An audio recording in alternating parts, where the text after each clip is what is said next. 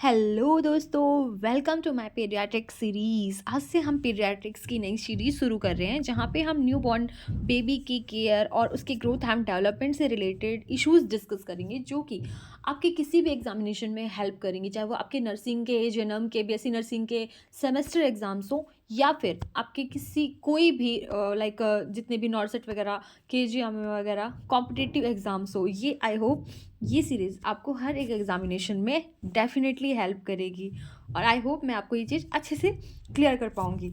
तो ये सारी चीज़ें बनाने में और अपलोड करने में बहुत ज़्यादा मेहनत कर लगती है, इसलिए मैं आप लोगों से रिक्वेस्ट करूँगी कि सबसे पहले आप मेरे चैनल को सब्सक्राइब कर लीजिए। तो चलिए फिर हम अब आगे बढ़ते हैं। अगर हम बात करें पीडियाट्रिक्स की, तो पीडियाट्रिक्स क्या है? सबसे पहले हम इसके इंट्रोडक्शन और इसकी डेफिनेशन की बात कर लेते हैं। जो पीडियाट्रिक्स है वो मेडिकल की ब्रांच है। काइंड ऑफ यहाँ पर हम बच्चे की जो चाइल्ड होता है उसकी ग्रोथ डेवलपमेंट से रिलेटेड चीज़ें डिस्कस करते हैं या पढ़ते हैं कि बच्चे की जो केयर है वो कैसे की जानी चाहिए उसके पैदा होने के बाद। उसके अलावा वो कैसे कैसे डेवलप होता है, कौन कौन सी चीज़ें एज ग्रुप के हिसाब से उसके अंदर डेवलप होती हैं या फिर किस किस तरीके से उसके अंदर प्रॉब्लम्स आती हैं। जो भी है, एक चाइल्ड के अंदर हर एक चीज़ पीडियाट्रिक्स ब्रांच के अंदर डिस्कस की जाती है। अगर हम सबसे पहले बात करें कि इसके फादर कौन है, इसके फादर है हमारे अब्राहम जैकोबी। ये कई सारे एग्जाम्स में one liner question as a पूछ लिया जाता है, तो ये चीज़ आपको पता होनी चाहिए। जो इसके फादर है वो हमारे अब्राहम जैकोबी हैं। अब हम बात करें इनिशियल असेसमेंट की। देखिए, जैसे ही बच्चा पैदा होता है तो सबसे इम्पॉर्टेंट चीज़ होती है हमें उसका असेसमेंट करना, इमीडिएट असेसमेंट। वो किस लिए ज़रूरी है? उसके अडॉप्टेशन के लिए। बिकॉज जैसे ही बच्चा पैदा हुआ वो अपने आसपास के एनवायरनमेंट को अडॉप्ट कर पाया है या नहीं कर पाया, ये जानने के लिए उसकी जो इनिशियल असेसमेंट है वो बहुत बहुत ज़्यादा ज़रूरी है। उसके लिए हम एक स्कोर करते हैं जिसका नाम है अबगार स्कोर। इस अबगार स्कोरिंग में हम पता करते हैं कि जो बेबी पैदा हुआ है वो अपने आसपास के एनवायरनमेंट को वो अडॉप्ट कर पाया है या नहीं कर पाया। ये बहुत ज़्यादा ज़रूरी है, क्योंकि अगर ऐसा नहीं होता या तो बच्चा के क्राइसिस की सिचुएशन में चला जाएगा या फिर एक रेस्पिरेटरी डिस्ट्रेस के सिचुएशन में चला जाएगा। इसलिए बहुत ज़्यादा ज़रूरी है कि हम बच्चे का असेसमेंट करें। उसके अलावा इनिशियल असेसमेंट इसलिए भी ज़रूरी है क्योंकि बच्चा, जैसे आपने देखा होगा, नोटिस किया होगा, जैसे बेबी पैदा होता है वो रोता है, वो क्राई करता है। तो हम सोचते हैं कि हर एक बेबी जो पैदा होता है वो क्राई ही क्यों करता है, कोई खुशी खुशी पैदा नहीं हो सकता।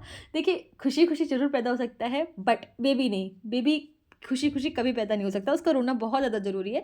क्योंकि जब वो मदर के पेट में रहता है तो मदर के थ्रू ऑक्सीजन गेन करता है। वो खुद की लंग्स की हेल्प से ऑक्सीजन नहीं लेता है और उसकी जो लंग्स हैं वो फुल्ली मैच्योर नहीं होते हैं या फिर सही से काम नहीं करते। बट जैसे ही वो बॉर्न होता है, जैसे ही वो पैदा होता है, उसके जो लंग्स होते हैं उन्हें मैच्योर होना होता है, उन्हें एक्सपांड होना होता है, उन्हें खुलना होता है ताकि वो खुद से ब्रीथ ले सके, क्योंकि बाहर तो उसको मदर ऑक्सीजन देगी नहीं। इसलिए जब वो रोता है तो जो उसके लंग्स हैं वो खुलते हैं यानी फूलते हैं और आफ्टर दैट वो ब्रीथ लेना शुरू कर देता है। इसलिए बहुत ज़्यादा ज़रूरी है कि इनिशियली वो क्राई करे जिससे वो अच्छे तरीके से ब्रीथ ले सके, क्योंकि अगर वो ऐसा नहीं करता तो वो एक रेस्पिरेटरी डिस्ट्रेस की सिचुएशन में जा सकता है। तो अब हम बात करें कि इसमें हम काफ़ी सारी चीज़ें डिस्कस करेंगे, चाहे वो कंजेनाइटल एनोमलीज़ हों, चाहे वो उसकी ग्रोथ एंड डेवलपमेंट हो या फिर जितने भी हमारे इनिशियल इंटरवेंशंस होते हैं वो। बट हम सबसे पहले बात करेंगे हमारे अबगार स्कोर की। देखिए, अबगार स्कोर, जैसे बच्चा पैदा होता है तो उसका जो असेसमेंट किया जाता है पहले 1 मिनट और फिर 5 मिनट पे किया जाता है। ये थोड़ा गलत लिख गया है एयर क्लियर में। ये होगा असेसमेंट। जो बच्चा पैदा होता है उसका स्टार्टिंग में जो असेसमेंट किया जाता है पहले 1 और 5 मिनट में किया जाता है और ये बाकी चीज़ें हम फर्दर आगे डिस्कस करेंगे। फिलहाल हम बात करेंगे अबगार स्कोर के बारे में। तो चलिए आगे बढ़ते हैं। तो जैसा कि आप देख सकते हैं, जो हमारा अबगार स्कोरिंग है उसको दिया था हमारी वर्जीनिया अबगार ने 1952 में। ये बहुत बार ये क्वेश्चन कॉम्पिटिटिव एग्जाम्स में पूछ लिया जाता है। उसके अलावा जब भी आप अपना आंसर लिख रहे हैं किसी भी जीएनएम एग्ज़ाम या बीएससी नर्सिंग के एग्ज़ाम में, अगर आप इसे लिख देते हैं तो मेरे ख्याल से बहुत ही अच्छा इंप्रेशन पड़ने वाला है। तो आप ये लिख सकते हैं अच्छे से। उसके बाद आता है पर्पज़। इसका क्या पर्पज़ है? जैसा कि मैंने आपको बताया कि जैसे ही बेबी पैदा हुआ उसने पूरा जो अपना एनवायरनमेंट है उसे अडॉप्ट किया या नहीं, ये जानने के लिए बहुत ज़्यादा ज़रूरी है क्या? Apgar score. ये क्या करता है, जो बच्चे की कंप्लीट इन्फॉर्मेशन है उसकी बॉडी की, सारे नहीं बट जो उसके वाइटल्स ऑर्गन हैं, चाहे वो रेस्पिरेटरी सिस्टम हो, चाहे वो उसका हार्ट हो, उसकी स्किन हो, उसका रेस्पिरेशन हो, हर एक चीज़ वो उसकी अच्छे से जानकारी देता है।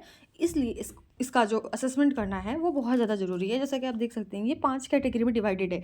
क्या? अबकार स्कोरिंग, पहला अपीयरेंस, दूसरा पल्स, तीसरा ग्रीमेज, चौथा एक्टिविटी, पांचवा रेस्पिरेशन। तो ये पांचों की पांचों चीज़ें देखना बहुत ज़्यादा ज़रूरी है अबगार स्कोरिंग करते वक्त। और वो तो मैंने आपको बता ही दिया है कि पहले फर्स्ट और फिर 5 मिनट पे हम इसको चेक करते हैं, और अगर फिर भी वो अगर लो आता रहता है तो हम इसे हर 5 मिनट में रिपीट करते रहते हैं 20 मिनट्स के लिए। ये बहुत ज़्यादा इंपॉर्टेंट है, तो आप इस चीज़ को नोट कर सकते हैं, बिकॉज ये कई सारे एग्जाम से पूछा जाता है कि हम एटलीस्ट, आखिर ऐसा तो है नहीं कि वो फर्स्ट मिनट में लो आ गया तो चलो हमने 5 मिनट में कर लिया, 5 मिनट में लो आ गया तो ऐसा तो है नहीं हम घंटों तक वो करते ही रहेंगे। नहीं, इसकी एक टाइम लिमिट है कि आप इसको 20 मिनट तक ही परफॉर्म कर सकते हो बैक टू बैक हर 5 मिनट के अंदर।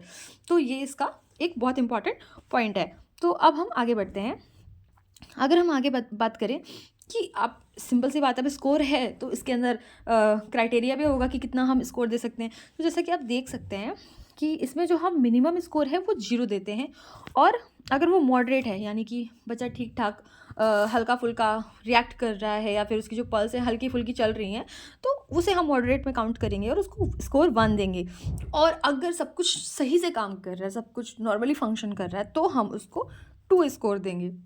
तो सबसे पहले हम बात करें हार्ट रेट की। देखिए, अगर बच्चे की जो हार्ट रेट है वो अपसेंट है तो हम उसे 0 स्कोर देंगे। अगर 100 से कम है तो हम उसे 1 स्कोर देंगे, और अगर वो 100 से ज़्यादा है यानी मोर देन 100 है तो हम उसे 2 स्कोर देंगे। ये होता है हमारे हार्ट रेट का क्राइटेरिया या फिर पल्स का क्राइटेरिया। अब हम बात करें कलर की, अपीयरेंस की। अगर वो पेल और ब्लू कलर का है, हमेशा याद रखना जो पेल कलर है उसे हमेशा उसके लिए हमें 0 नंबर ही हम देते हैं, अगर वो पेल कलर का है या फिर ब्लू कलर का है। ज़्यादातर ब्लू कलर में हम देते हैं, बट पेल कलर में भी हम देते हैं। और हम बात करें एक्रोसाइनोसिस, एक्रोसाइनोसिस में आप बोलोगे मैम इसमें भी लाइक ब्लू कलर और पेल कलर का बच्चा हो रहा है, बट इस फर्स्ट जो क्राइटेरिया है उसमें ब्लू और पेल में वो कम्प्लीटली ब्लू या पेल कलर का होगा, बट इसमें एक्रोसाइनोसिस में वो हाफ ब्लू और हाफ पिंक होगा। ऐसा नहीं है कि वो कम्प्लीटली ब्लू होगा या फिर कम्प्लीटली पेल होगा, या तो वो half like normal pink colour का होगा और हाफ ब्लू होगा, या फिर नॉर्मल पिंक कलर का और पेल कलर का होगा, वो मिक्स होगा, उसे हम एक्रोसाइनोसिस कहते हैं। इसमें हम उसको 1 नंबर देंगे। और अगर वो पूरा कम्प्लीटली पिंक कलर का है, वो यानी पिंकिश कलर का है, तो हम उसे 2 नंबर देंगे। ये हो रहा है हमारा अपीयरेंस की बात। अब आती है हमारी रिफ्लेक्स की बात। अगर हम रिफ्लेक्स की बात करें तो बच्चा है स्टार्टिंग में उसके थोड़े बहुत रिफ्लेक्सेस डेवलप हो जाते हैं। आपने देखा होगा हाथ पैर हिलाना, नॉर्मली बच्चे के अंदर काफ़ी सारे जो रिफ्लेक्सेस होते हैं वो बच्चे पैदा होने के साथ होते हैं, और कुछ होते हैं जो बाद में डेवलप होते हैं। तो अगर हम रिफ्लेक्स की बात करें तो अगर वो नॉर्मली कोई रिस्पॉन्स नहीं कर रहा किसी भी टाइप का, तो हम उसे 0 नंबर देंगे। अगर वो हाइपो एक्टिव है यानी हल्का फुल्का हाथ पैर मार रहा है, रिफ्लेक्स दे रहा है, तो हम उसे 1 नंबर देंगे। और अगर वो अच्छे से, मतलब बिल्कुल लाइक अच्छे से रिस्पॉन्स कर रहा है, क्राई कर रहा है, स्नीजिंग, छींक रहा है, खांस रहा है, जो नॉर्मल रिस्पॉन्स होते हैं, तो हम उसे 2 नंबर देंगे। ये हमारे रिफ्लेक्स की बात आ गई। अब आती है हमारी बात मसल टोन की। देखिए, बच्चा है उसके अंदर मसल टोन बहुत ज़्यादा ज़रूरी है, बिकॉज हर एक चीज़ हम इसमें अब स्कोर में चेक करते हैं, तो मसल टोन भी एक इम्पॉर्टेंट क्राइटेरिया है। इसके अंदर हम क्या चेक करते हैं कि हम देखते हैं सबसे पहले कि जो बच्चा है वो फ्लैसिड तो नहीं है। फ्लैसिड का अंदर मतलब है कि वो बिल्कुल भी, उसके हाथ पैर ढीले पड़े हैं, वो बिल्कुल भी उठा नहीं पा रहा, या फिर उनको बिल्कुल भी मूव नहीं कर पा रहा, तो ये चीज़ देखना ज़रूरी है। अगर ऐसा है तो हम उसको 0 नंबर देंगे। अगर वो सम फ्लैक्शन यानी हाथ पैर को हल्का फुल्का मूव कर रहा है, तो हम उसको 1 नंबर देंगे। और अगर अच्छे से वो मूव कर रहा है, अच्छे से फ्लैक्स कर पा रहा है अपने हाथ पैरों को, तो हम उसको 2 नंबर देंगे। ये तो हो गया हमारी मसल टोन की बात। अब आती है हमारे रेस्पिरेटरी एफर्ट्स की बात। देखिए, अगर रेस्पिरेटरी जो एफर्ट्स हैं अगर वो स्लो हैं और इरेगुलर हैं, यानी वो हल्के से स्लो, अच्छे से वो सांस ब्रीथ नहीं ले पा रहा है, या फिर एपनिया की कंडीशन है, तो हम उसे 0 नंबर देंगे।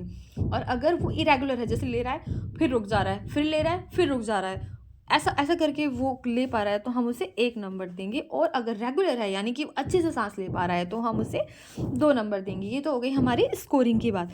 तो आप देख सकते हैं कि जो भी आपके पास क्राइटेरिया दिया है उस हिसाब से अपना कैलकुलेट करके आप उसे नंबर दे सकते हैं। अब हम नेक्स्ट बढ़ते हैं। ये आता है हमारा लास्ट में टोटल स्कोर।